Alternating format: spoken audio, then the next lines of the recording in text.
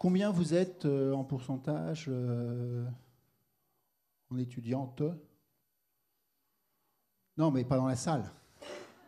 Dans l'école. 55-60. À votre avis, à l'ordre des architectes, il y en a combien qui sont inscrites? À votre avis? Les garçons peuvent répondre aussi. Hein? Combien? 15-20? Ah, c'est à peu près ça. Et celles qui pilotent des entreprises d'architecture ou autres? Ouais, ils ne sont pas trop mauvais là dans les... Alors là plus difficile ou plus grinçant. Quel est le pourcentage de professeurs ou de maîtres de conférences TPCAU à l'école?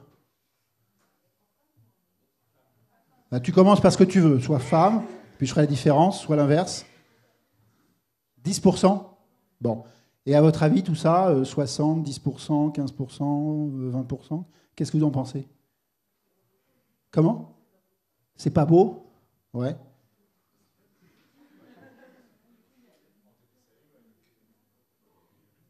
Il n'y a que Evelyne? Enfin, il y a VT, TPSAU, il y a peut-être Sylvana. Bon, et puis il y a peut-être quelques contractuels vacataires. Bon, enfin, ça reste dans des pourcentages de cette nature. Alors, au-delà de ça, qu'est-ce que vous en pensez?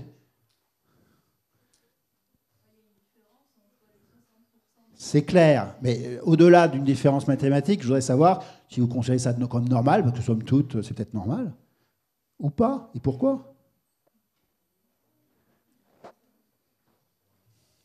C'est normal. Bon, ok.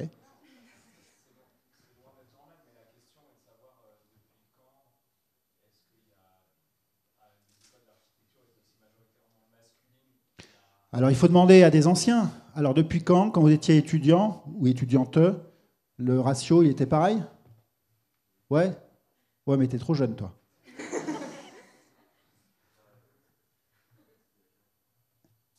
Et alors, à peine plus vieux, c'était quoi le ratio? Oui? Déjà? Donc ça veut dire qu'en 10-15 ans, c'était aussi ce ratio et ça n'a pas produit plus d'enseignantes, d'architectes. Il y a peut-être un petit bug là. Bon, donc je vais quand même vous laisser la parole maintenant. Peut-être il est important de voir qu'on peut être architecte, exercer et être heureuse de manière extrêmement diverse, dans des pratiques qui peuvent des fois être improbables ou des pratiques plus usuelles, que c'est aussi peut-être même des qualités renouvelées que d'avoir une approche différente. Et c'est ce tour de table, je crois, qui peut être enrichissant à la fois pour l'école, pour nous-mêmes, pour tous ceux qui sont dans la salle, femmes ou hommes, de voir que l'architecture,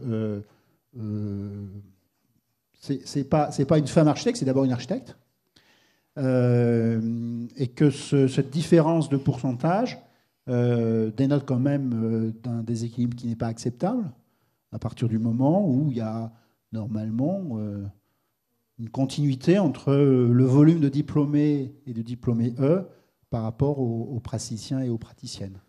Qui veut commencer? Alors, vous savez tous ce qu'elles font comme métier d'architecte ou pas? Pas tous. Alors, on va peut-être faire la tournée. Quel architecte êtes-vous? Non, il n'y a pas des vrais, il n'y a pas des faux. Il n'y a que des architectes diplômés qui ont eu des vies complexes, trépidantes, et qui en ont encore, qui vont être aussi vives, trépidantes et diverses et variées. Alors peut-être que vous pouvez présenter à la salle, au jour d'aujourd'hui, dans quelle étape d'architecte vous êtes, et puis peut-être un petit peu avant, un petit peu après. Du coup, bonsoir à tous. Moi, je m'appelle Blandine. Pour certains, on s'est déjà croisés dans la journée. Ouais. Je suis diplômée depuis 2007 à l'école d'archi. Ensuite, j'ai complété ma formation par un master professionnel en édition d'art, dont j'ai été diplômée en 2008, qui m'a permis de rentrer à la Cité du Design, où je suis devenue chercheure en design, Oui, j'ai toujours un diplôme d'architecte. Et puis maintenant, j'exerce le métier de manager de centre-ville pour la ville de Saint-Étienne. Voilà. Donc moi, j'ai définitivement décidé de ne pas construire à aucun moment de ma vie, mais bon, voilà, les études d'archi m'ont servi à ouvrir plein de portes, en tout cas. Alors, il y a quelque chose quand même que tu construis, c'est le livre des diplômes. Il se trouve qu'effectivement, dans mon parcours, je continue d'avoir une pratique de graphiste et effectivement, j'ai la chance de travailler pour l'école d'archi sur la mise en page de plusieurs bouquins, dont le livre des diplômes. Donc, préparez-moi ça correctement, que ce soit chouette à mettre en page, s'il vous plaît. Donc bonsoir, moi c'est Frédéric Bailly. Donc pareil, il y en a que j'ai déjà dû voir aujourd'hui. Donc je suis architecte libérale. J'ai fondé mon agence il y a 3 ans. J'ai été diplômée en 2007, moi aussi, en même temps que Blandine. Et j'ai travaillé pendant une dizaine d'années dans diverses agences de Lyon. Donc des agences au profil assez varié. Des grosses agences, des petites agences où il y avait juste un architecte avec différents types de projets à manager. Et donc, il y a 3 ans, avec Laurence Billionnet, ma consoeur, on a décidé de fonder notre agence. Et au travers de cette agence, on a fondé un collectif de différents praticiens, paysagistes, urbanistes, ingénieurs, historiens de l'architecture, voilà, diverses pratiques qui viennent enrichir un petit peu notre façon de voir le projet et qui nous aident et nous épaulent dans notre façon d'aborder tous les projets que l'on conçoit. Bonsoir. Donc, moi, Anouk Delayera, je vais un peu me répéter pour certains étudiants que j'ai vus tout à l'heure.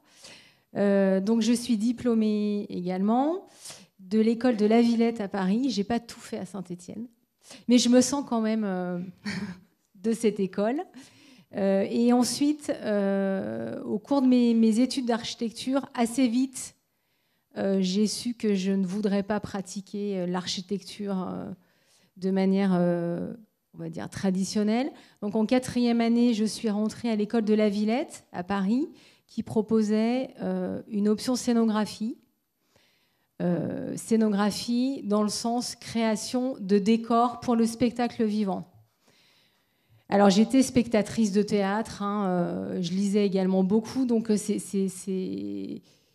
voilà, j'ai fait le choix de ce métier. Je ne l'ai pas fait par défaut, ça je tiens quand même à le dire, parce que souvent on se dit elle n'est pas architecte parce qu'elle n'a pas été capable de l'être. Non, j'ai voulu être scénographe.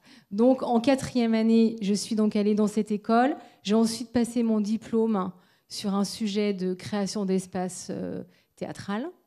Et puis, l'année de mon diplôme, j'ai également préparé des concours pour rentrer dans des écoles qui préparaient au métier du théâtre. Et j'ai intégré, tout de suite après mon diplôme, l'école du Théâtre national de Strasbourg, qui est une école d'art dramatique et qui forme au métier du spectacle vivant. J'ai donc fait à nouveau 3 années d'études et je suis sortie diplômée en 2002. Et donc depuis 2002, mon activité est exclusivement dans le spectacle vivant. Je crée donc des décors pour la danse, le théâtre et l'opéra. Et je suis donc intermittente du spectacle. Voilà, en gros. Bonsoir à tous, toutes. Il y en a pas mal que j'ai déjà vu, donc ça va se répéter aussi. Je vais essayer d'être plus concise que tout à l'heure. Moi, je suis diplômée de l'école en 2012. Et pendant mes études, moi aussi, je me suis rendu compte très tôt que je ne souhaitais pas être praticienne, ou pour le dire avec mes mots de l'époque, que je ne voulais pas faire d'architecture, tout en étant architecte. Donc je suis allée au bout de mes études, même si je n'ai pas fait la HMO parce que voilà, ce n'était pas dans ma démarche.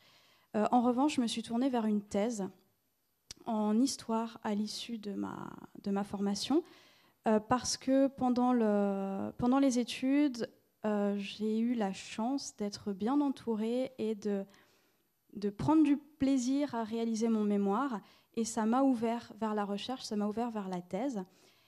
Et durant cette thèse qui n'a pas été financée, je le précise parce que c'est important dans mon parcours, j'ai travaillé en parallèle. Donc ma thèse a duré 6 ans. J'ai travaillé pratiquement à temps complet pendant 5 ans, pendant ma thèse, en bibliothèque, en musée, à la fac, à l'école. Il y en a certains que j'ai croisés en amphi ou en salle de cours. Et pendant ces expériences professionnelles, je me suis rendu compte de la joie que j'avais et du plaisir que je ressentais à la transmission de l'architecture ou d'autres choses, notamment à travers une expérience au musée de la Mine. Donc c'était un job étudiant qui me permettait de financer ma thèse, mais j'ai vraiment découvert à ce moment-là ce que je fais maintenant, c'est-à-dire la médiation culturelle et la manière de m'exprimer devant des gens, la manière de faire passer des choses pour lesquelles je n'avais pas forcément d'affinité au départ, le milieu de la mine et du charbon. Mais j'y suis quand même restée 3 ans. J'ai fait 3 ans de fond, comme j'aime à le dire. À l'heure actuelle, je travaille donc dans la médiation culturelle dans différents lieux, Musée des Confluences, département de la Loire avec la Bâtie d'Urfé, le Prieuré de Pommiers, Charlieu, et encore dans l'enseignement un petit peu. Donc je peux, dans la même journée, parler des moines, parler des dinosaures et parler de l'architecture du 19e. Mais c'est ce que je trouve très très riche dans ma pratique à l'heure actuelle. Donc Coralie Vernet, je suis architecte du patrimoine, donc j'en ai déjà croisé également certains pour qui ça va aussi se répéter. J'ai été diplômée de l'école de Saint-Étienne en 2015. Et moi, pour le coup, j'ai découvert le patrimoine ici à l'école, mais pas du tout par le biais du projet, comme ça pourrait être plutôt le cas, mais par le biais d'une conférence d'un architecte des bâtiments de France. Et je me suis dit, tiens, c'est un milieu que je ne connais pas du tout, et si je m'y intéressais, qu'est-ce que ça donne ? Donc j'ai fait des stages, j'ai écrit mon rapport d'études et mon mémoire de master sur ce domaine-là. Et puis, quand j'ai eu mon diplôme, j'ai voulu travailler dans ce milieu. Donc, je suis partie à Paris et j'ai travaillé dans une agence d'architecte en chef des monuments historiques où là, je faisais vraiment du projet de restauration de monuments historiques, donc pas du tout de conception au sens où on l'entend à l'école. Et en même temps, je revenais à Saint-Étienne une semaine par mois pour faire ma HMO, que j'ai eue en 2016.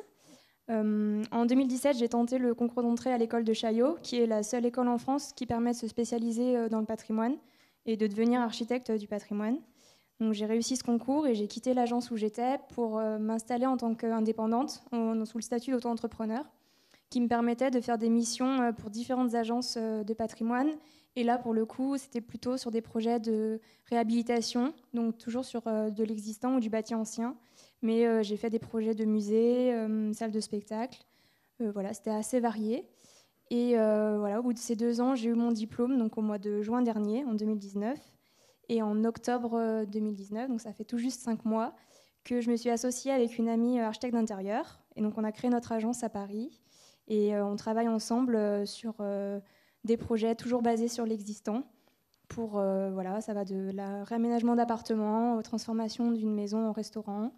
On intervient aussi voilà, sur différents appels d'offres. On essaye de répondre à tout ça.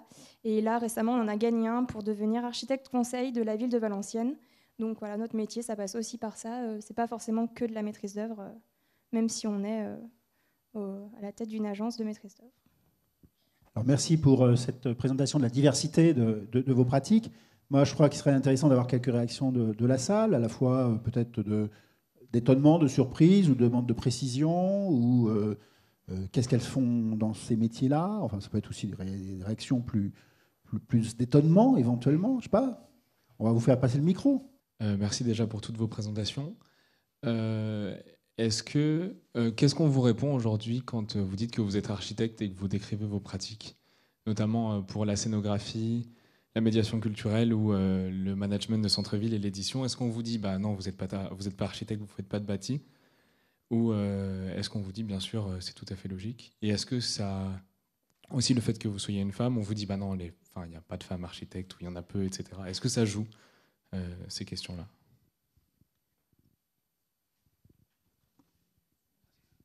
Alors Alors moi, je dis pas que je suis architecte, c'est au moins.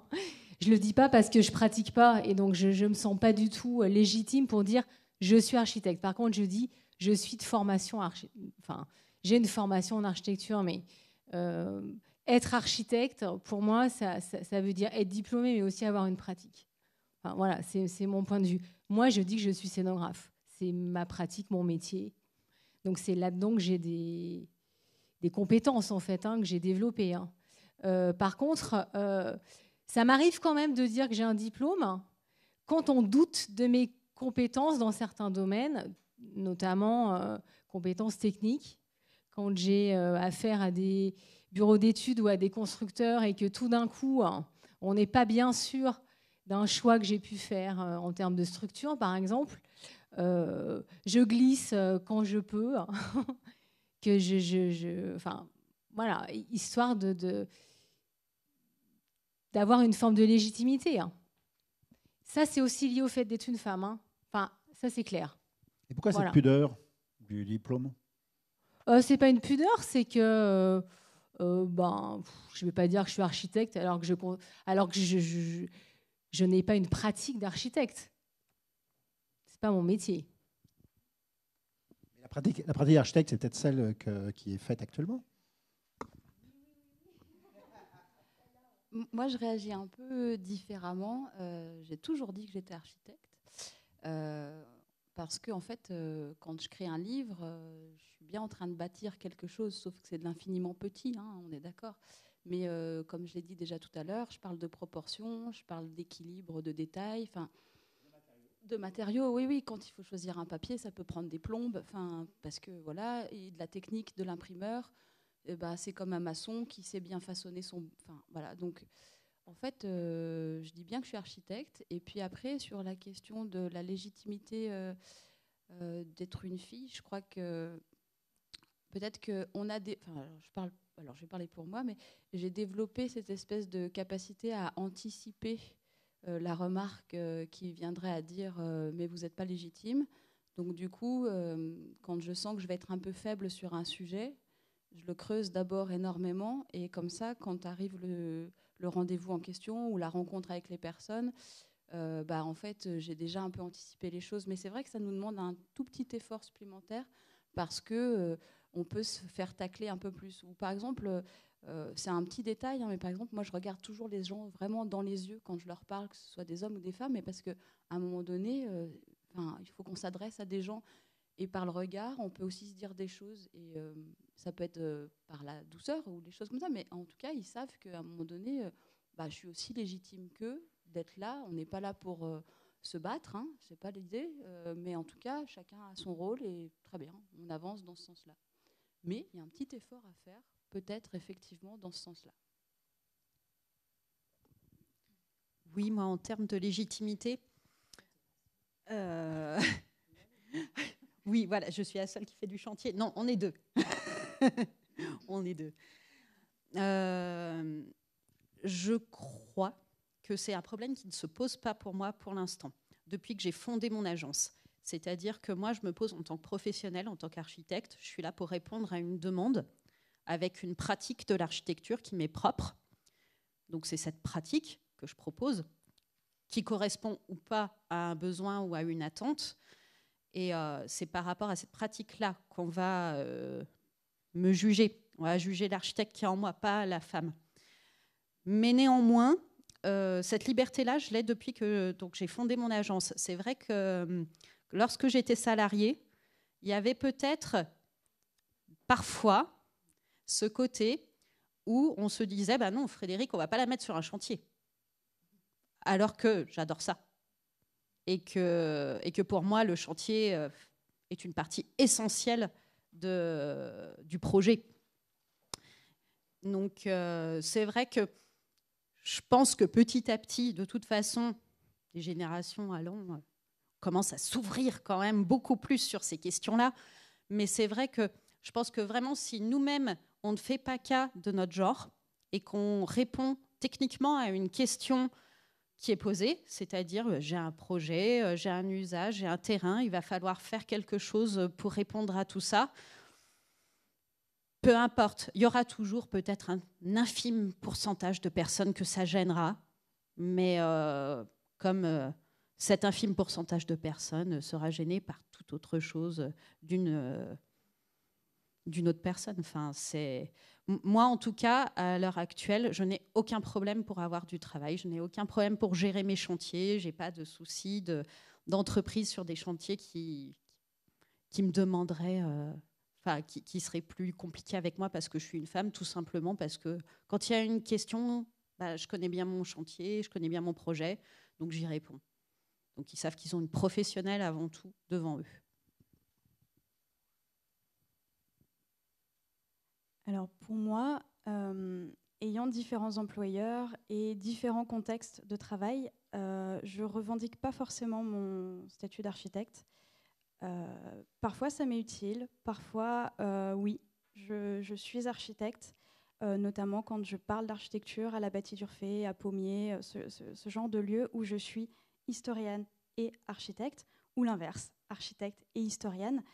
Quand je travaille au Musée des Confluences, je travaille avec les scolaires, je suis médiatrice. Je ne suis pas, je suis ni architecte ni historienne pour eux, je suis là pour leur faire visiter des choses, leur donner des choses. Après, oui, s'ils ont envie de creuser, s'ils ont envie d'aller plus loin, on peut aller plus loin. Mais ça dépend vraiment, en fait, dans quel contexte je travaille et de quoi je parle quand je travaille. Par contre, dans ma vie de chercheuse, puisque je suis aussi chercheuse en parallèle quand j'ai du temps, donc de temps en temps, là, je suis architecte DE, puisque voilà, et historienne. Et là, je revendique les deux, parce que pour moi, les deux sont très liés dans ma pratique de la recherche. Je ne fais pas de la recherche comme une historienne de formation, et je ne fais pas de la recherche comme une docteure en architecture. Donc les deux sont vraiment très liés, mais ça dépend dans quel contexte. Après, moi, pour ma part, j'ai jamais eu besoin de me revendiquer en tant que femme architecte. Un petit peu pendant mes études, par contre, où je pense qu'on a peut-être tout eu le même questionnement vis-à-vis d'hommes, vis-à-vis de potentiels maîtres de stage sur « Ah, tu fais de l'architecture, mais d'intérieur ?» Voilà, là, je pense qu'on l'a tout eu. Je ne suis pas sûre que les hommes aient cette question-là. Voilà. Je ne sais pas, hein, c'est une question que j'ouvre aux hommes qui sont ici, mais en tout cas, en tant que femme, voilà, c'est une question qui, dans mon expérience personnelle et de gens que je connais, était systématique. Après, une fois que non, on a dit non, architecte, hein, je fais l'intérieur et l'extérieur. Voilà, le malentendu était terminé pour avoir travaillé un tout petit peu sur chantier au début de mes études et puis avant mes études, quand je disais que je voulais faire de l'architecture. Par contre, en étant sur chantier en tant que main-d'œuvre dans le gros œuvre, je n'ai jamais eu cette question-là. Et je n'ai jamais eu de problème en tant que femme sur un chantier. C'est arrivé après, pendant les études, sur ce intérieur-extérieur ou architecte, tout court. Mais à l'heure actuelle, non. En tant que non-praticienne, j'ai pas ce questionnement-là. Je vais rebondir sur ce que tu as dit, Frédéric, et je suis assez d'accord avec toi sur le fait qu'on nous identifie plus sur ce qu'on sait faire et on vient nous chercher pour nos compétences plutôt que parce qu'on est une femme et qu'on va faire une architecture de femme. Enfin, j'ai jamais eu ça avant et même pour l'instant, ça fait encore que 5 mois que j'ai mon agence, mais on vient nous chercher pour des compétences précises et je pense qu'on devrait être vraiment reconnu pour ça et qu'on ne devrait même pas faire la différence entre un architecte homme et une architecte femme puisque on a tous une pratique qui nous est propre et qui est faite par rapport à ce qu'on a appris à l'école, ce qu'on a vu dans notre cursus professionnel, aux rencontres qu'on a faites, aux gens desquels on s'entoure, mais pas parce qu'on est un homme ou une femme et on devrait éviter ce genre d'amalgame. Et je dirais peut-être juste, moi, certaines fois, ce qui m'a un peu mis en difficulté, c'est parce que j'étais jeune.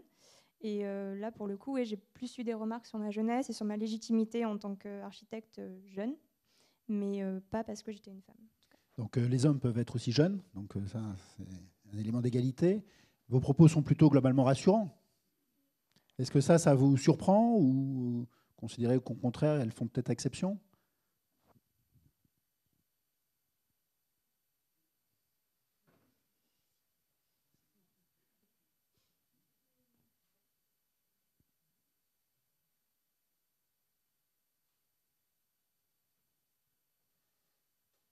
Moi, ça ne me surprend pas forcément. Ça me rassure plutôt de me dire qu'on n'est pas les seuls à l'école à penser que différence, il n'y en a pas. Enfin, il y a un moment, on apprend tous la même chose et on fait chacun notre parcours.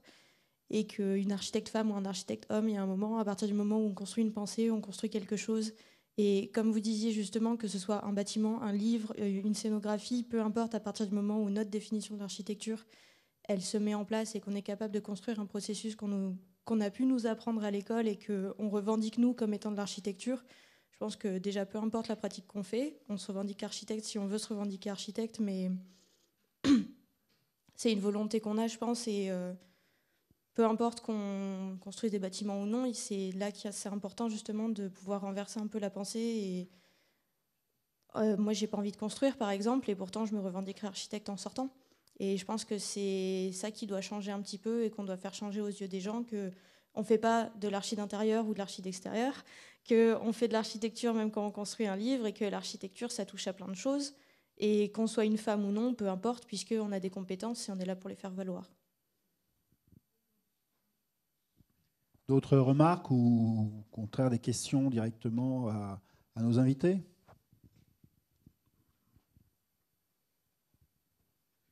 Je vais juste rebondir sur l'architecte d'intérieur, parce que je suis associée à une architecte d'intérieur. Et souvent, quelquefois, on a pu me dire « Mais pourquoi tu t'associes à une architecte d'intérieur ? Tu sais faire de l'architecture d'intérieur toi aussi ?» Oui, très bien, mais en même temps, elle a des compétences supplémentaires aux miennes et qui ne sont pas du tout les mêmes que ce que j'ai pu apprendre, même si, très bien, je sais concevoir des espaces et aménager des espaces intérieurs. Mais il y a cette spécificité en plus qu'elle a par rapport à moi, où pour le coup, je peux en parler aussi de ces spécificités, puisque architecte du patrimoine, c'est quand même une spécialisation dans le domaine. Et c'est le fait d'avoir une compétence en plus qui permet de se différencier. Et le fait qu'on soit deux femmes n'a rien non plus à voir avec nos compétences. Et j'en connais pas, mais j'espère qu'il y a aussi des hommes qui sont architectes d'intérieur et qui pratiquent de la même manière que tout le monde et où on leur dit pas « Ah ouais, mais t'es architecte d'intérieur ». Non, c'est comme ça aussi et tout le monde a le droit de choisir sa voie et d'être spécifique par rapport aux autres. Tout à l'heure, j'expliquais mon retard par des gestions financières pour l'école. Alors, on ne va pas les sous. Est-ce que vous avez le sentiment d'avoir une différence de rémunération ou de niveau d'honoraire parce que vous êtes une femme, ou vous ne le percevez pas, ou vous passez outre? Quel est le rapport à l'argent? Alors, je vais commencer. Mon rapport à l'argent, pendant un moment, il a été un petit peu conflictuel parce que je me disais, j'ai fait 8 ans, sur le papier, 8 ans d'études, dans les faits 12, et je ne gagne pas forcément le SMIC chaque mois. Donc ça a été un petit peu compliqué à intégrer. Et puis maintenant, je me dis, oui, mais je fais quelque chose qui me plaît et dans laquelle ou lesquels je m'épanouis. Et j'ai des possibilités d'évolution, j'ai des possibilités de transformation, j'ai possibilité d'aller voir ailleurs. Et donc, moi, mon rapport à l'argent, il n'est pas problématique. Par contre, j'ai pas de... Enfin, en tout cas, dans mon cas, dans la médiation culturelle, par rapport à mes collègues hommes, on est rémunéré à la mission et on est rémunéré exactement de la même manière. Donc, on est sur un pied d'égalité de ce point de vue-là.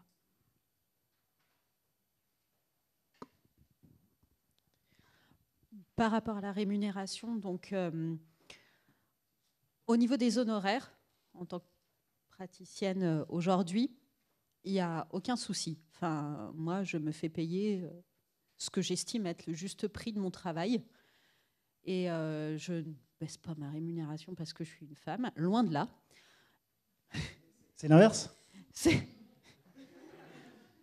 Ben, si on estime que nos compétences sont très bonnes, il faut savoir se les faire justement rémunérer. Mais donc ça, c'est pas du tout un souci. C'est plus un problème entre soi, son rapport à l'argent et la valeur qu'on estime que son travail vaut. Là où ça a été peut-être un petit peu plus conflictuel, c'était il y a quelques années, il y a 13 ans de ça, quand je suis rentrée dans le marché du travail en agence, où là, clairement, la différence entre moi et un camarade a été de 400 €. Donc c'est à peu près le prix de la différence d'être une femme En tout cas, à l'époque, c'était ça. Donc, moi, dans mon vécu, j'ai beaucoup plus d'ouverture et de liberté en tant que praticienne, aujourd'hui libérale et chef d'entreprise, que je n'en ai eu dans les agences. C'est peut-être au sein même des agences qu'on se crée un peu des problèmes qui n'en existent pas, ou qu'on a encore ces vieux réflexes. Et j'espère en tout cas que ça tend à diminuer, parce que plus ça va aller, plus ces vieilles pratiques vont partir en même temps que ces vieilles personnes. Et que bien évidemment, nous tous ici présents, on est beaucoup plus contemporains sur cette pensée-là. Moi, c'est un sujet un peu particulier puisque je fais à la fois un métier dans la fonction publique qui est soumis donc à une grille, des échelons, un grade, tout ça, et à la fois un métier indépendant, donc où là, je suis comme Frédéric, je juge du montant de ma prestation. C'est un peu particulier comme système. Après, si je prends plutôt la pratique de la fonction publique, c'est un modèle qui pourrait être équitable, hein, évidemment. Après, tout ça se confronte aussi à peut-être des formes où je suis peut-être plus exposée que mes collègues à la hiérarchie, qui, moi, assez clairement apparaît comme étant plutôt masculine. Donc, du coup, parfois, il faut rentrer un petit peu en lutte face à ça. Et en fait, parfois, il faut quand même un peu batailler pour aller chercher le salaire qu'on pressent, enfin, qu'on estime mériter. Mais dans cet exercice-là, c'est aussi une manière de mieux se connaître soi, en fait, hein, et c'est toujours une manière de, malgré tout, c'est pas dénué de sens quand on fait ça. Si on estime qu'on mérite un salaire, on va travailler pour y arriver. Et ensuite, c'est une histoire de grille, d'échelons, de machin là qui font une fiche de paye, quoi. Donc voilà, en fait, je crois qu'on est dans des générations où on voit à peu près combien coûtent les choses, on voit à peu près combien on pourrait en gagner, nous, de ces sous-là. Et on essaye de faire j'aime bien le mot juste, en fait, hein, parce que l'idée, c'est... je crois que je préfère travailler plutôt que demander un salaire très haut et ne pas travailler, quoi, par exemple. Ça m'intéresse moins. Donc il faut trouver cette espèce de juste milieu à tous les moments. Et c'est pas tabou. Enfin, moi, je crois qu'en tout cas, dans nos générations, parler d'argent, c'est devenu un petit peu moins un frein. Et au contraire, moi, je fais ça beaucoup au travail. Je dis assez facilement combien je gagne, comme ça, au moins... On voit des gens qui réagissent plus âgés en disant oh, mais tu dis ton salaire. Après tout, hein, franchement, ça ne va pas vous empêcher de dormir et moi non plus. Hein, donc c'est toi qui as le plus par rapport à toutes tes collègues.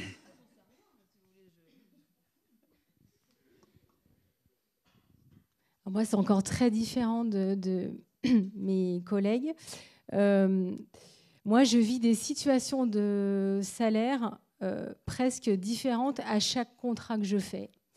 C'est le milieu du spectacle vivant. On dépend donc des subventions, on dépend des productions qui dégringolent, en fait. Moi, j'ai un salaire qui diminue. Ça fait 20 ans que je travaille. Je n'ai pas du tout un salaire qui augmente. J'ai plutôt la sensation d'avoir un salaire qui diminue. Je ne veux pas vous décourager, hein, ceux qui aimeraient faire de la scénographie. Et aussi, tout dépend du cadre dans lequel je vais travailler. Si je travaille dans une grosse maison d'opéra où il y a plus d'argent, les salaires sont très hiérarchisés, même s'il n'y a pas de grille. Donc le salaire est toujours déterminé un petit peu au feeling, hein, en fonction de qui vous êtes, de votre notoriété, si vous êtes une femme ou un homme. Mais je l'ai jamais vraiment, j'ai jamais pu le comparer, en fait, hein. Il n'y a pas beaucoup de transparence, jamais pu le comparer. Donc, en principe, dans une grosse maison de spectacle, votre salaire est celui qui vient en deuxième après le metteur en scène. Mais entre un opéra et un autre, ça peut varier du simple au triple. Bon, pourquoi, on ne sait pas. Et puis, quand je travaille avec une compagnie beaucoup plus petite, modeste, qui a peu de moyens, peu de production pour faire un spectacle, là, il arrive parfois qu'on s'entende collectivement sur notre salaire et que chacun dise bon, ben, ce spectacle, on a envie de le faire, ben, j'accepte d'être au SMIC. Point. Voilà. Donc il y a parfois des ententes collectives et ça de plus en plus. Mais voilà, il y a des situations très hiérarchisées et ultra traditionnelles dans la manière de payer les gens, et il y a des manières beaucoup plus nouvelles, en fait, hein, des manières collectives, mais qui sont le fruit aussi d'une forme de précarité, hein, voilà, dans ce travail-là. Donc, bah voilà, c'est pas hyper réjouissant, mais c'est la réalité. Donc, on est donc amené souvent à faire des choses à côté, comme enseigner, par exemple. Non, mais c'est vrai, hein, voilà, comme enseigner. Parce que ça permet d'avoir un fixe, comme on dit. Je vous dis les choses telles qu'elles sont, même si c'est passionnant d'enseigner, évidemment, mais il y a aussi cette réalité-là financière, hein, d'un complément de salaire. Donc, concernant le salaire, quand j'étais salariée, quand j'ai commencé salariée, j'ai su aussi qu'il y avait des différences de salaire avec des personnes qui étaient diplômées après moi et qui étaient des hommes, qui gagnaient plus que moi. Mais j'y voyais un autre intérêt, en fait. Et là, quand j'ai su ça, je me suis dit, non, mais il faut que tu trouves un autre intérêt à ton salariat. Et là, je me suis nourrie de tout ce que je pouvais apprendre. Et je me suis dit, enrichis-toi des connaissances et pas de ton salaire, pour le coup. Et c'est ce qui m'a permis d'intégrer l'école de Chaillot. C'était vraiment de prendre tout ce que j'avais à apprendre dans l'agence où j'étais à ce moment-là et de me dire, bah, tant pis pour ton salaire, tu verras plus tard pourquoi tu gagnais pas plus que ton collègue. Mais voilà, c'était plus en termes de connaissances que j'arrivais à y trouver un intérêt. Et ensuite, le statut auto-entrepreneur, c'est un statut un peu précaire. Donc j'y suis passée pendant que je faisais à l'école de Chaillot. Et ça m'allait bien parce que ça permet d'organiser son temps un peu comme on veut et de choisir les missions qu'on veut faire en fonction de la charge de travail de l'école à côté. Mais ouais, c'était difficile de faire valoir les honoraires qu'on demandait aux agences pour lesquelles on travaillait et pour lesquelles je faisais des missions. Et là, c'est encore une autre question qui se pose dans la société, c'est comment négocier ces honoraires avec ses clients et avec aussi ses co-traitants, parce que quand on fait des appels d'offres, c'est pas simple que chacun dans l'équipe, que les ingénieurs structure jusqu'à l'économiste, ou chacun s'y retrouve. Et parfois, l'architecte, c'est celui qui prend au détriment des autres et qui baisse un petit peu pour que ses co-traitants puissent avoir aussi ce qu'ils doivent avoir. Mais voilà, comme toi également, on fait valoir nos compétences et on veut être payé pour ce qu'on sait faire. Et on n'hésite pas à se battre un peu pour ça aussi. Mais pareil, pas de différence. Des réactions ?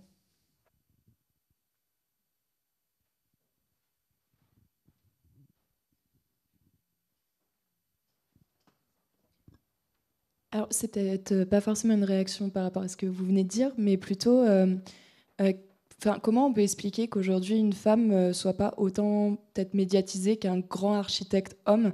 Parce que personnellement, j'ai vraiment pas beaucoup d'exemples de femmes autant célèbres que ceux qu'on peut nous enseigner à l'école. Enfin, j'ai pas de nom de grandes femmes architectes.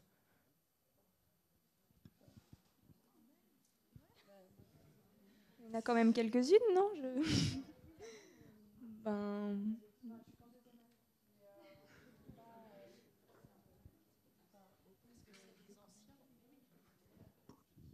Mais peut-être parce que ceux qui sont actuellement les superstars de l'architecture sont d'une génération où il y avait moins de femmes dans les écoles d'architecture, tout simplement.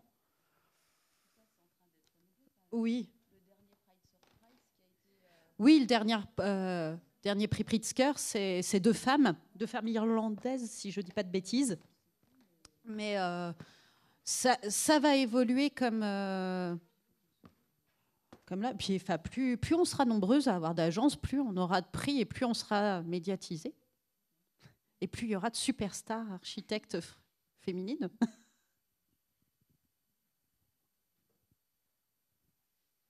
D'autres réactions, questions, demandes de précision ?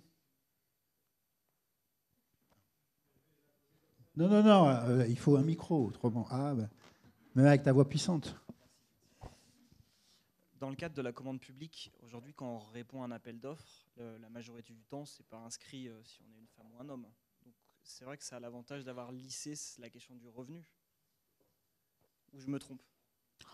Quand on répond à un appel d'offres public, quand je réponds en tant que mandataire, c'est-à-dire que, grosso modo, c'est moi la chef du groupe de co-traitants, on voit bien que Frédéric, à la fin, c'est QE. Donc on peut se douter de qui je suis, si je suis une femme ou un homme.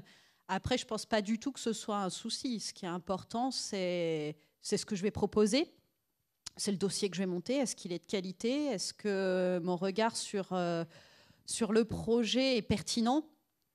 Et par la suite aussi, et on vient d'en parler, la question de la demande d'honoraires. Est-ce que c'est quelque chose qui est juste, qui passe? Voilà.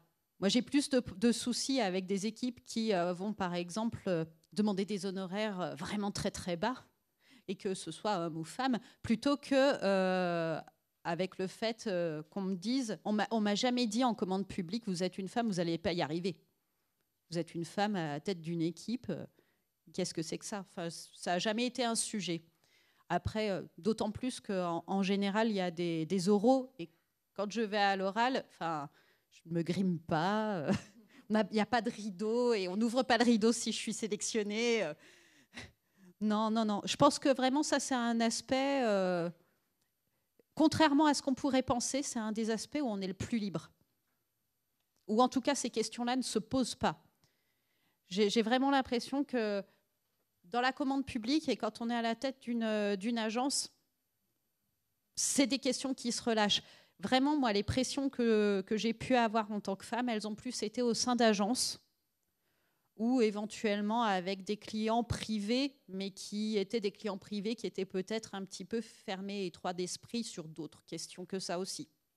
Et ça, comme je disais, il y aura toujours un petit pourcentage de personnes qui pensera comme ça, et c'est pas grave.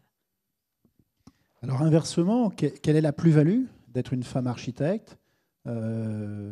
Comment le client, le maître d'ouvrage, l'employeur peut au contraire trouver plein d'avantages à travailler avec une architecte femme? Est-ce qu'il y en a une qui veut répondre? Aucun, parce qu'on est d'abord architecte. C'est ça. C'est en fait, il n'y a pas... Après, est-ce que personnellement, certains maîtres d'ouvrage se disent « Ah, je suis tellement moderne, je fais travailler des femmes, j'en sais rien et je ne veux même pas savoir ». Il y a aussi des femmes qui nous proposent du travail. Enfin, je veux dire, on n'est pas toujours dans un rapport de séduction homme-femme. On peut aussi travailler de consoeur à consoeur. Et on croise... Enfin, voilà. Oui, il y en a... Pour un maire femme. Ouais. Oui, enfin, voilà, tout va bien, quoi. À un moment donné... Pourquoi un maire femme? Parce que je crois qu'on dit un maire, mais Bon, il y a tout. Tu peux dire une mairesse. On ne dit pas une mairesse. J'ai appris ça il n'y a pas longtemps. Mais ça, ce sont des usages après. Mais voilà, Madame le maire m'a fait confiance. Voilà, Madame le maire a fait confiance à Madame l'architecte et on est en train de créer un projet. Sans aucun souci. Avec des partenaires masculins qui nous ont soutenus et qui sont aussi de qualité. Mais pour en revenir, moi je ne pratique pas, mais comment ça se fait qu'il y ait si peu de femmes aussi qui osent se lancer? C'est surtout ça la question. Et il y a ce qui se passe après les études et puis il y a ce qui se passe pendant les études, vu qu'on est dans une école. Et je pense qu'il se joue des choses aussi pendant les études, notamment dans la relation au prof ou dans l'assurance qu'on a en soi pour monter son agence ou pas. Alors, il n'y a aucun prof dans la salle. Non. Qui veut prendre la parole?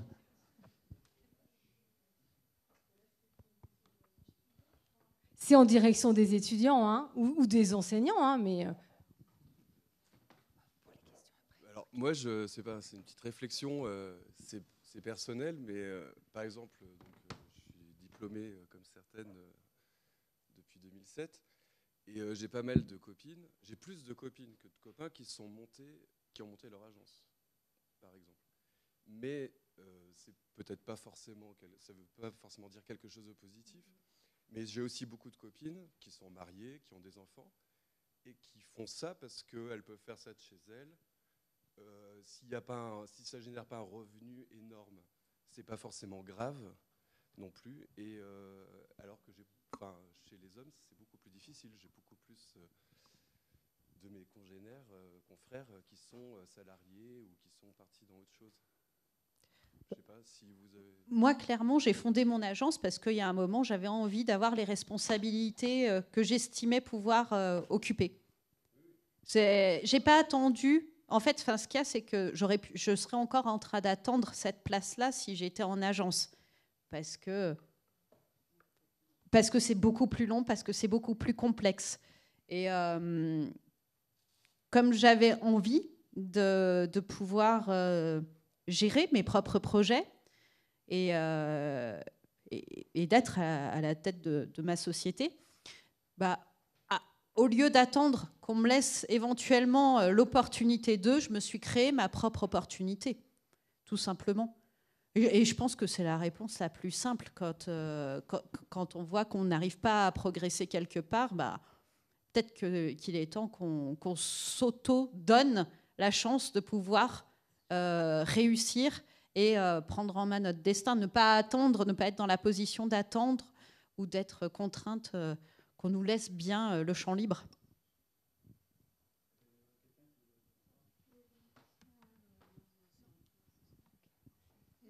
Il y a d'autres questions ?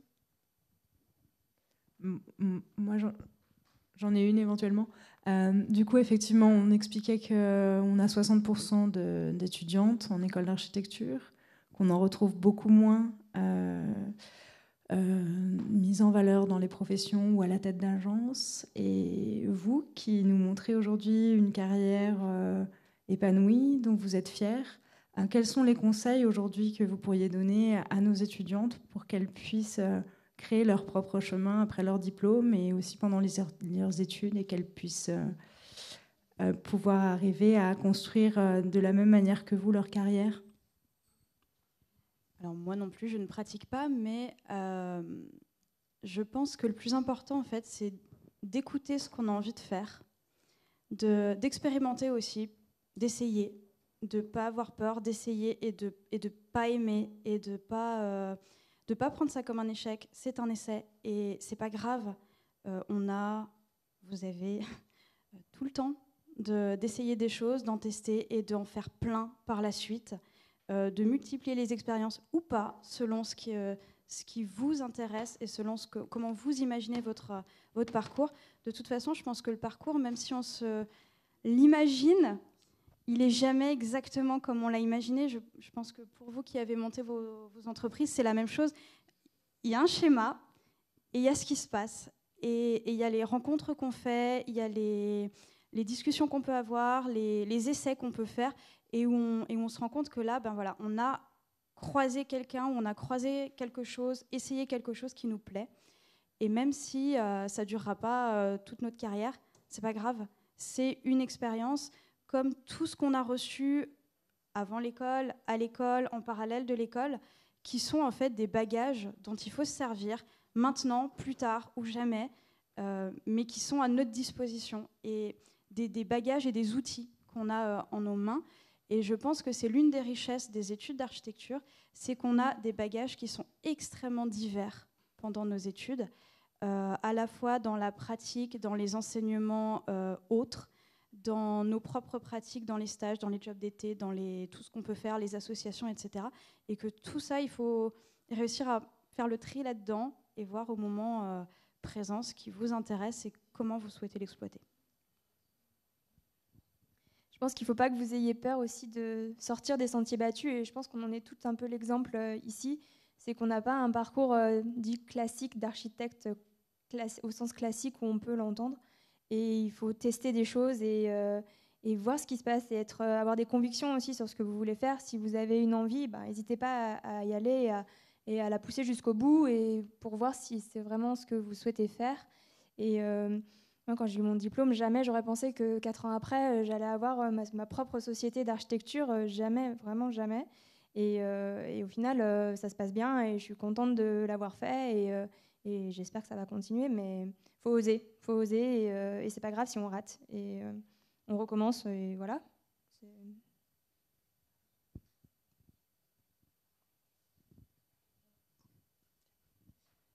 J'ajoute juste que, mais ça rejoint vraiment les interventions, c'est que si on se pense déjà victimisé avant d'avoir essayé, ça va être difficile de passer à l'étape d'après, quoi.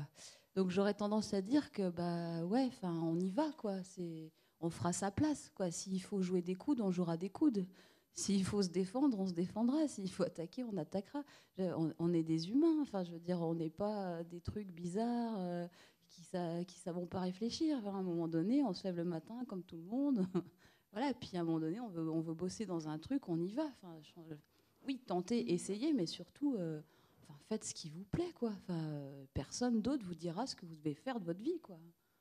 Quoi que vous vouliez faire. Mais mec comme meuf, quoi. Ça va, quoi. C'est bien, on y va, quoi. Ouais, Je suis pas tout à fait d'accord.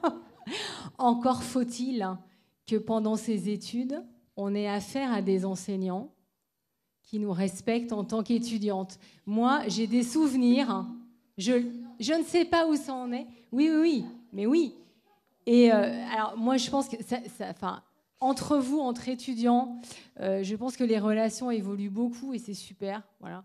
Mais moi, j'ai des souvenirs vraiment de relations avec des profs qui étaient des vrais machos. J'ai vraiment souffert du machisme de certains profs. Voilà, j'ai des souvenirs très précis d'équipes de profs, hommes, me regardant, présentant mon projet, ricanant, regardant comment j'étais habillée. Et je ne suis pas sûre que ça ait beaucoup changé.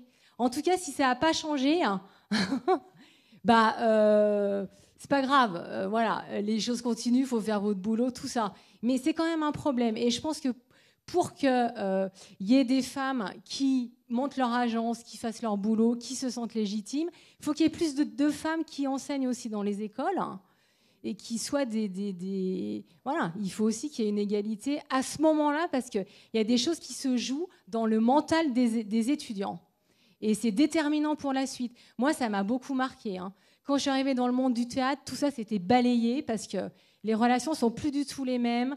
Il y a beaucoup moins d'enjeux de pouvoir. Les postes ne sont pas les mêmes. Voilà, c'est très différent. Mais alors, en architecture, voilà, pour moi, ça a été un énorme traumatisme. Et, voilà. Je ne sais pas, vous, les filles, ce que vous pouvez en dire. Peut-être qu'en tant qu'étudiante, je peux vous répondre. Ouais. Alors, on va peut-être juste mettre les choses à plat aujourd'hui. C'est pas une question d'être fille ou pas, de se prendre des trucs dans la tête par les profs. On va pas se mentir. Il n'y a pas une question d'être fille ou pas face à un prof qui est macho ou pas. Il y a une question d'ancienneté et de jeunesse aujourd'hui. Quand il y a des problèmes qui sont conflictuels entre les profs et les élèves, c'est une question de jeunesse et c'est une question de difficulté à faire passer à la génération suivante. Maintenant, il y a aussi... on a une possibilité, alors on va parler de cette école-là puisque moi j'en connais pas d'autres, mais on a une possibilité dans cette école de pouvoir s'épanouir dans plein de choses qui soient à côté du projet d'architecture. Et dans le projet d'architecture, on nous pousse aussi à prendre un peu des décisions, à faire valoir nos envies et à éventuellement proposer des projets qui vont sortir un peu des sentiers battus. Et c'est peut-être pour ça que actuellement, nous, en tant qu'étudiants, on ne se pose pas la question de qui va monter une agence, si c'est une fille, si c'est un garçon. Parce que si on fait le point de toutes les personnes qui sont dans l'école, ou en tout cas qui vont en sortir et qui ont un avis sur l'architecture, il n'y en a pas tant que ça qui vont monter leur agence.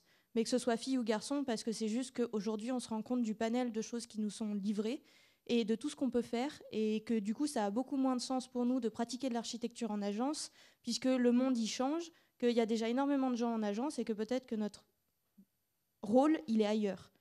Et qu'on voit notre rôle ailleurs, et on a envie de travailler en tant qu'architecte, mais sur autre chose. Et c'est peut-être pour ça qu'on voit moins de filles en agence aujourd'hui, ou qu'on voit moins de femmes architectes aujourd'hui. C'est peut-être juste qu'elles sont architectes, mais ailleurs, et qu'il faut les chercher ailleurs. Oui, oui. Et dans les études, il n'y a pas vraiment... En tant que fille, à moins que je sois tombée sur les bons profs, mais j'en ai vu beaucoup, donc ça m'étonnerait. Il n'y a pas vraiment de question de machisme ou pas dans l'école. Il y a juste question de... Non, mais c'est bien, ça veut alors, dire que moi, ça a je l'ai pas changé, c'est subi. super. En tout cas, on va plutôt le dire comme ça. Moi, j'ai pas subi de machisme dans l'école. Par contre, s'il faut subir un moment des gens qui rigolent, les gens qui rigolent, ils rigolent pas parce qu'on est filles. Ils rigoleront pareil pour les filles que pour les garçons. Et je pense qu'on peut faire un sondage dans l'école là. Et on s'est tous fait ricaner dessus un jour à un rendu. Et malheureusement, c'est une question juste de relation sociale avec les profs, on va dire. Et c'est juste, il n'y a pas de... Mais quand je pense on est que dans l'école, ça on a dû ressent pas. changer. Hein. Ça a dû Alors changer. ça a peut-être dû changer, Oui. mais en tout cas dans l'école, quand on est dans l'école, fille ou garçon, on le ressent pas, et on Ouais, est c'est tous super. traités pareil. Que ce C'est soit bien. mal ou bien, on est tous traités Bon, pareil. bah, ça, c'est bien. Bah, déjà, c'est énorme. Hein? D'autres réactions, peut-être pour confirmer ou infirmer ce qui vient d'être dit?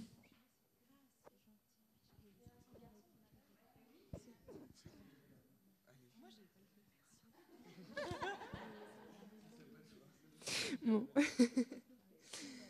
Non, moi c'est juste une réflexion que je me suis faite un peu sur tout ce qui a été dit aussi avant, c'est que le fait aussi que nous les filles étudiantes, des fois peut-être on a du mal à se projeter dans le monde professionnel, c'est aussi qu'on n'a pas vraiment tous ces exemples, et c'est très bien que vous soyez là aujourd'hui, c'est qu'on n'a pas tous ces exemples dans l'école qui nous permettent de nous projeter avec tout ce qu'on a, tout ce qu'on est, et dans un monde professionnel, en tant qu'enseignant ou dans tout ça. Donc c'est peut-être c'est une réflexion juste que je me faisais aussi sur la possibilité aussi qu'on n'arrive pas forcément à se projeter Ouais. dans le... Et je pense que ça, c'est un énorme changement. Enfin, moi, je trouve que c'est super ce que vous organisez aujourd'hui.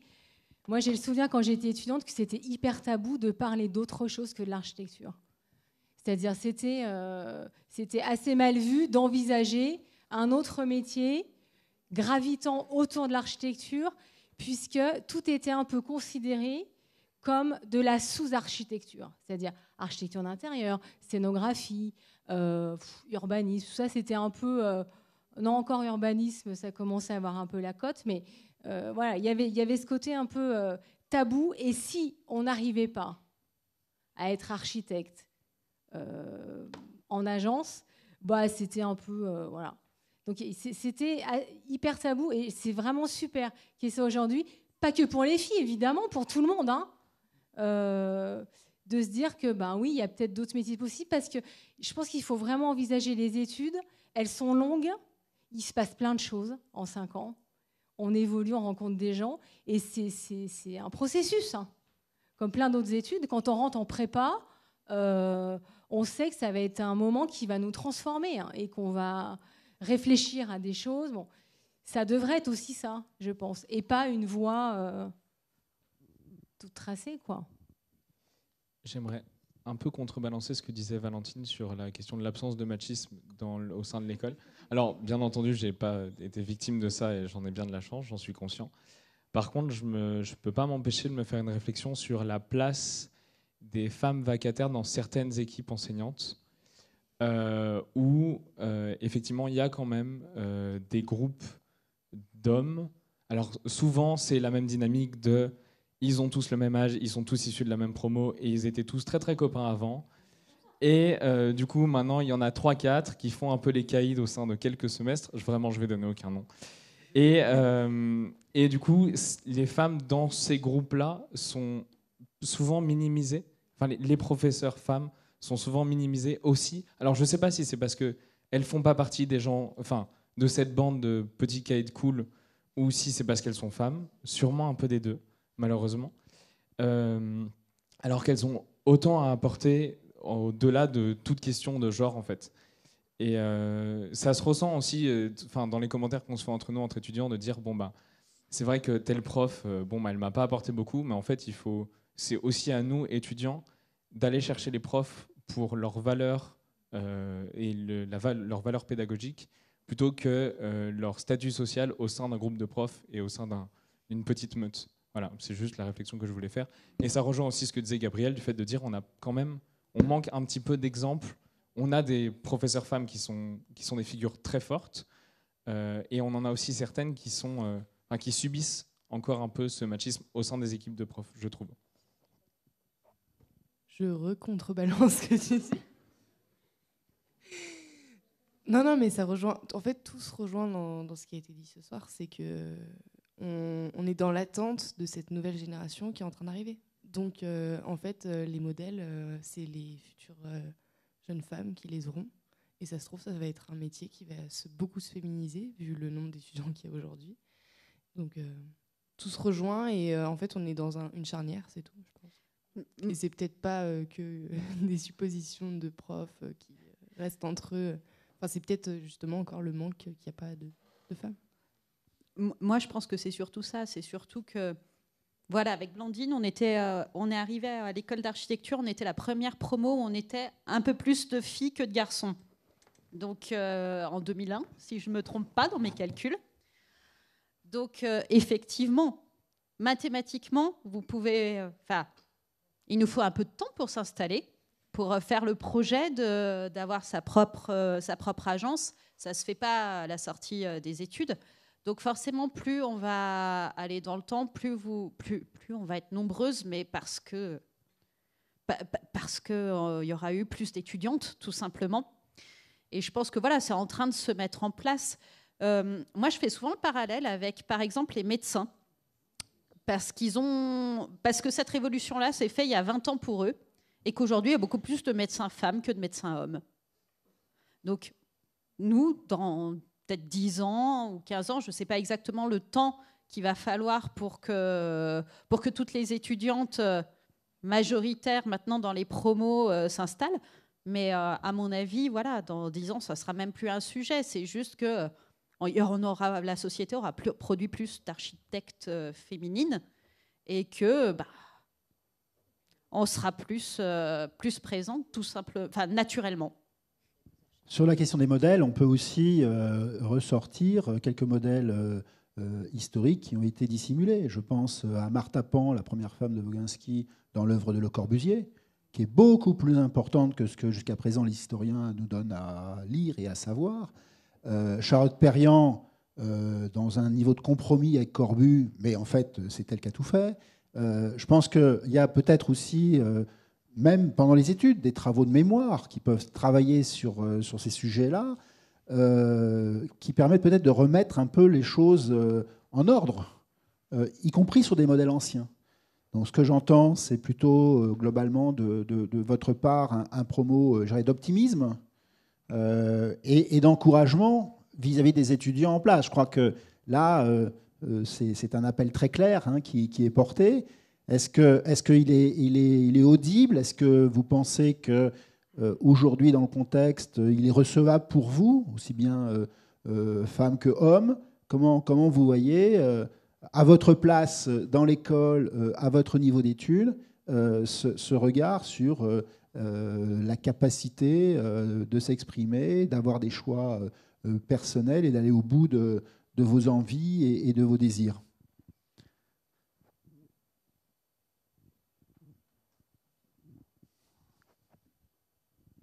C'est peut-être nuancer un peu le propos qui a été dit auparavant. C'est quand même, je ne sais plus les termes que vous avez employés, je suis un peu fatiguée, désolée. Les sous-architectures, un peu, oui, on le sent encore un peu. Je trouve qu'il y a un peu ce sentiment-là. Après, c'est peut-être un peu personnel. Peut-être que je suis en plein dedans, donc j'ai du mal à prendre du recul. Et il y a aussi encore un peu... moi, je trouve que quand même, quand on est une femme, on sent une petite différence. Mais pas tout le temps, pas tout le temps, heureusement. Mais on le sent quand même des fois. Et bon, après, ça reste quand même quelque chose de récent. Je pense que ça se fait petit à petit. Comme elle dit, Gabrielle, c'est quelque chose qui arrive petit à petit et qu'il y a une nouvelle génération qui va se faire. Et je suis contente quand même aussi d'être dans cette génération où il y a déjà quelque chose qui s'est fait et ça progresse. Voilà.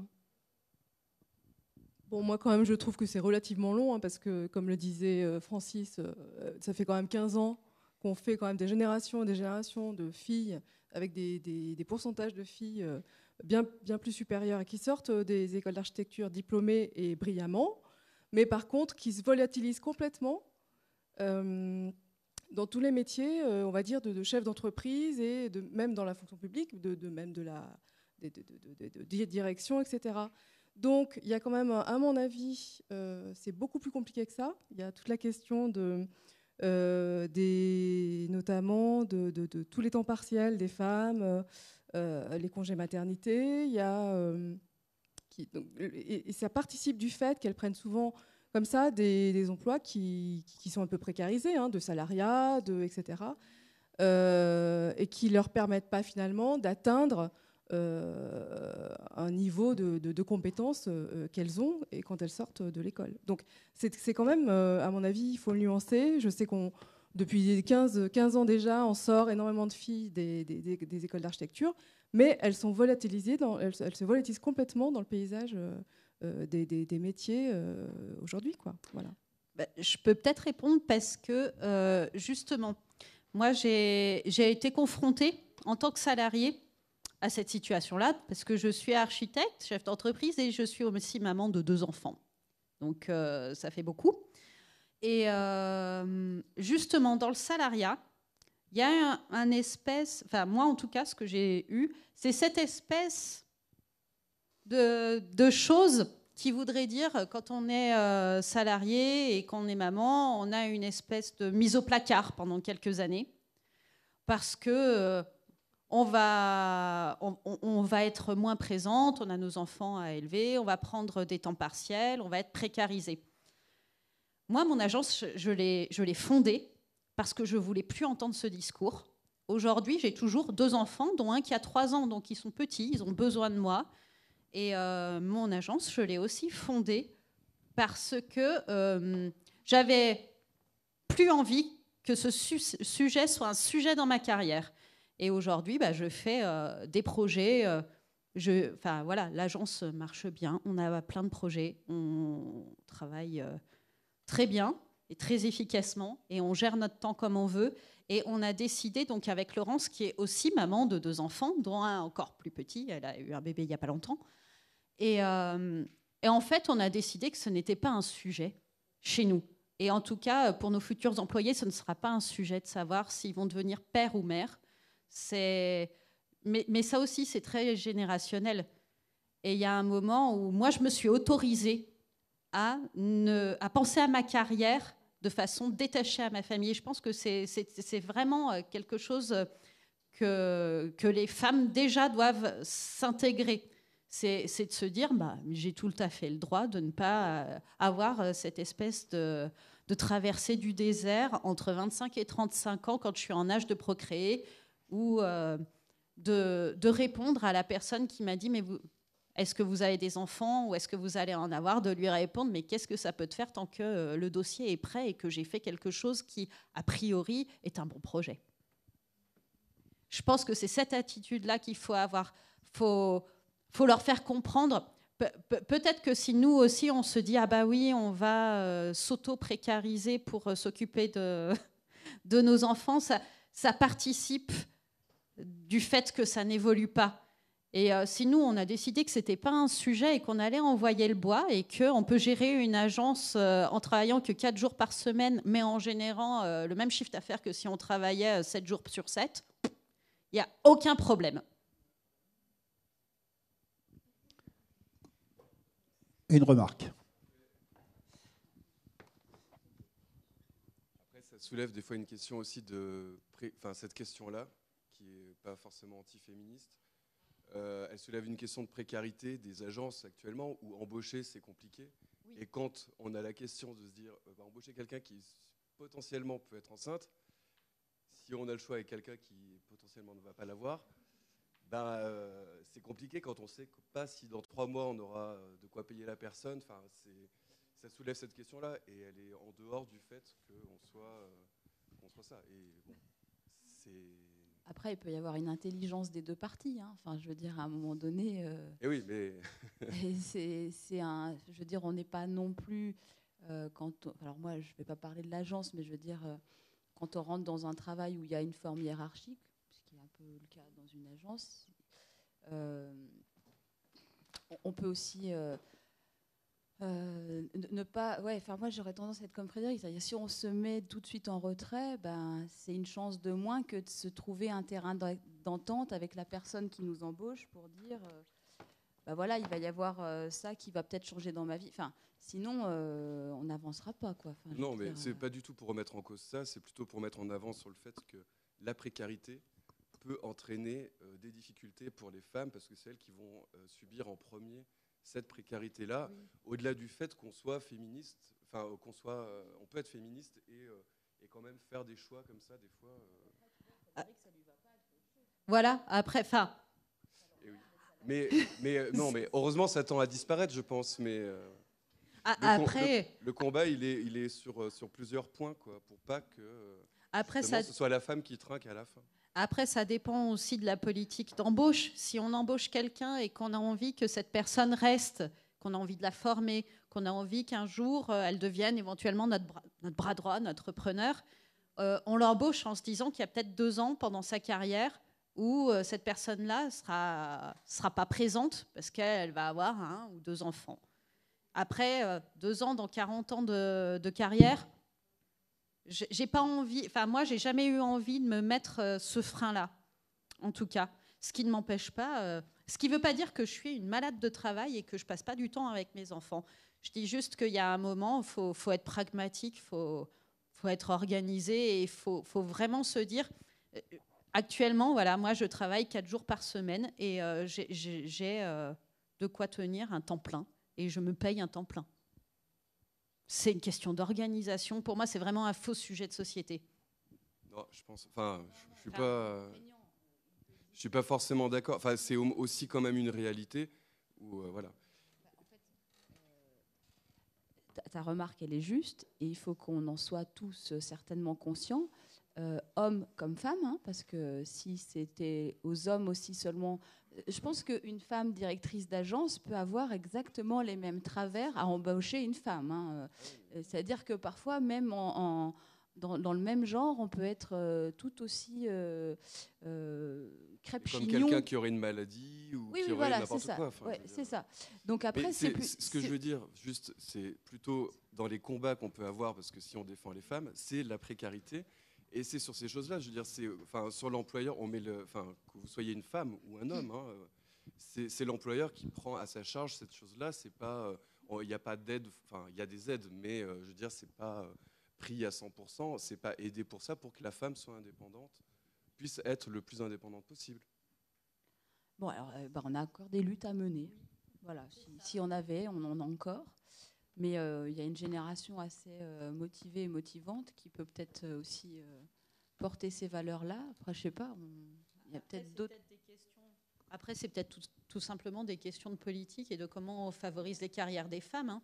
S'il faut parfois qu'elles soient compensées à certains moments pour effectivement qu'un employeur ne puisse pas en subir les modifications, ça va au-delà de notre métier. C'est quelque chose qui est complètement général, qui est vrai dans tout métier au-delà de l'architecture.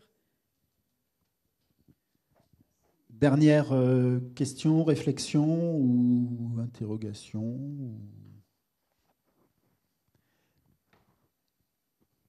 En tout cas, je voudrais vraiment vous remercier toutes et tous pour votre participation. Et puis cette présentation de cette grande diversité et je souligne que vous êtes toutes architectes, hein, praticiens, pas praticiens, je ne sais pas quoi, vous êtes toutes architectes. Est-ce que vous acceptez de pouvoir garder le contact avec certains qui pourraient vous ressolliciter par la suite parce que je pense que ces 2 journées d'échange ont été extrêmement riches et denses, ce soir également, mais peut-être qu'il va y avoir d'autres interrogations qui vont suivre, donc que le contact puisse être maintenu. Je pense que ça peut être intéressant et enrichissant réciproquement. En tout cas, merci beaucoup à vous et puis félicitations pour vos parcours.